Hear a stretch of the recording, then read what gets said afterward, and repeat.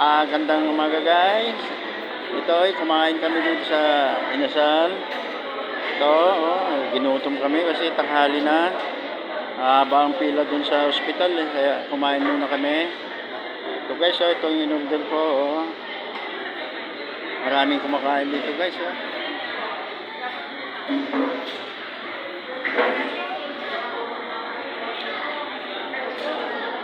Anli ang kinuha ko.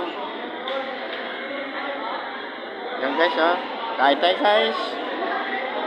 Maraming kumakain dito ngayon, puno. Puno ng Inasal Marikina.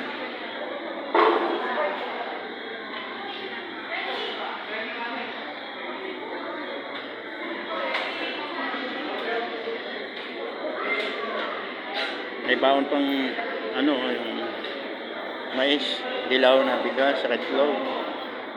Yummy yan guys. Guys, kain tayo. Thank you for watching.